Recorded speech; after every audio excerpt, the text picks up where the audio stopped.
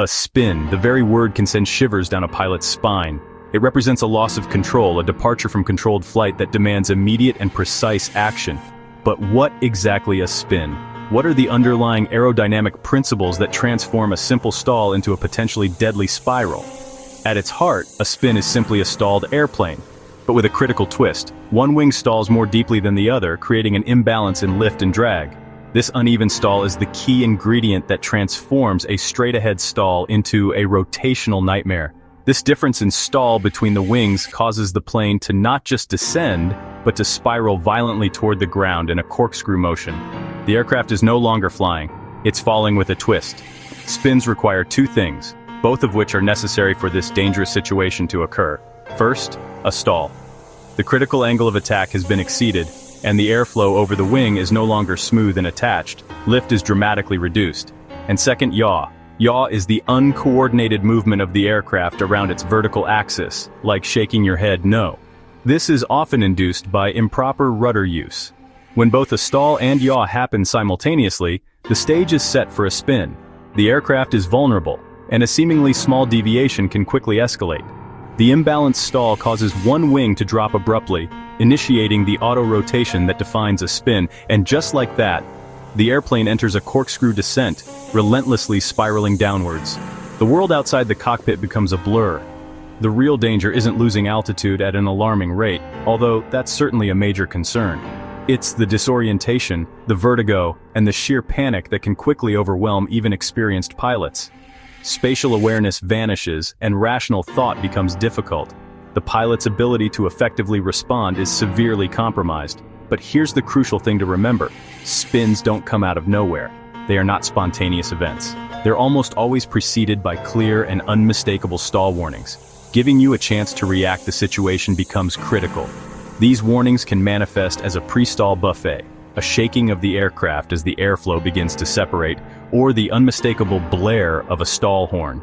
By flying coordinated, keeping the ball centered in the inclinometer, you're minimizing the risk of unwanted yaw.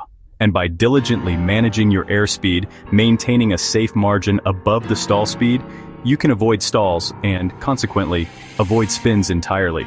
Prevention is always the best medicine in aviation.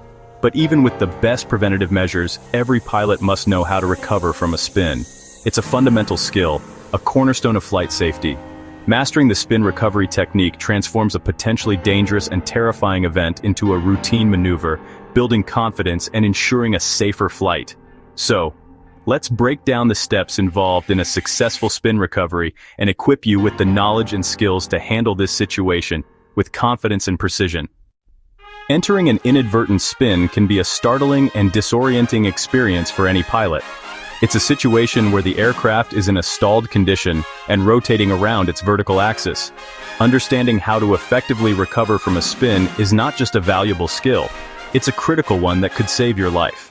When faced with this scenario, time is of the essence. That's why it's essential to remember the acronym PARE. This simple mnemonic device provides a step-by-step guide to spin recovery, ensuring you take the correct actions in the correct order, even under pressure. Power. The first step is to reduce the engine power to idle. Ailerons. Next, ensure that the ailerons are neutral. This means that the control stick or yoke should be centered, preventing any further aggravation of the rolling motion. Rudder. Apply full rudder opposite to the direction of the spin. If the aircraft is spinning to the right, apply full left rudder, and vice versa. This is a crucial step in stopping the rotation. Elevator. Finally, move the elevator control forward to break the stall. This might seem counterintuitive as it lowers the nose, but it's necessary to decrease the angle of attack and allow the wings to regain lift. Each step is critical and must be done in order.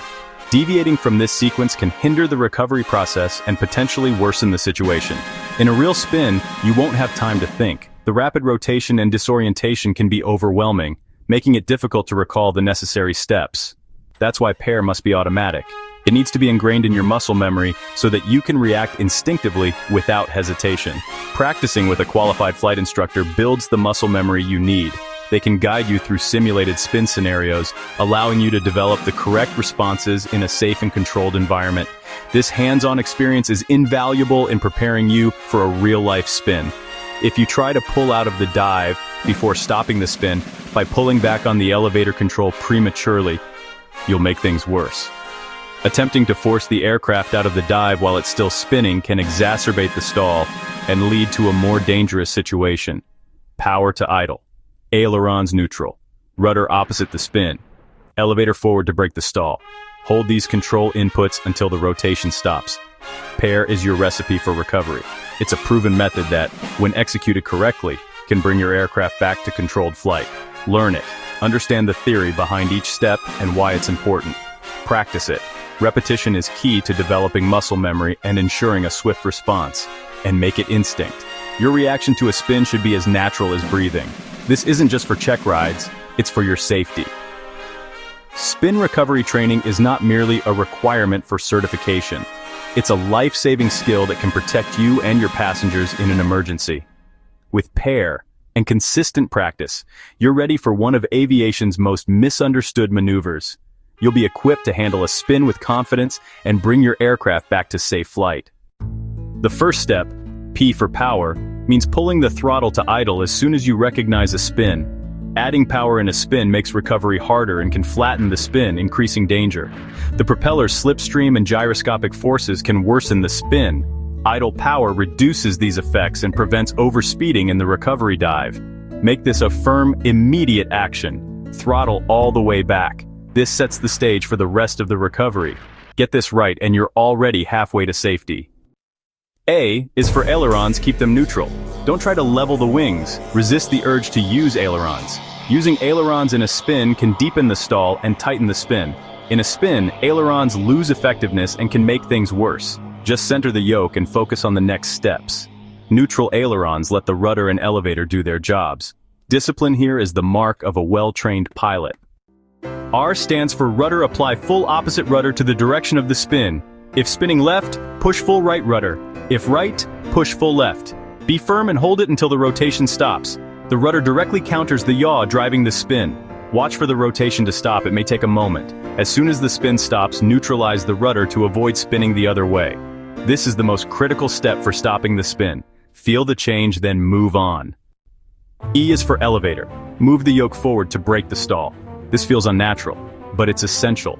Pulling back keeps the wings stalled. Pushing forward reduces the angle of attack. Just enough forward pressure to unstall the wings. Don't overdo it. You'll feel the controls become responsive again. Once unstalled, you're out of the spin and in a dive. Now, it's time to recover to level flight. With the spin stopped and the wings flying, you've successfully arrested the rotation. Now comes the delicate part, transitioning back to straight and level flight. This requires a smooth and coordinated application of control inputs to avoid any abrupt movements that could lead to a secondary stall or overstress the aircraft. Remember, precision and finesse are key at this stage. We want to return to controlled flight without any further drama. As the rotation ceases, smoothly pull back on the yoke to raise the nose to the horizon. Be gentle and avoid any jerky movements. The goal is to gradually bring the nose up to a normal flying attitude. Think of it as coaxing the aircraft back into level flight, not forcing it. This is where your feel for the aircraft really comes into play.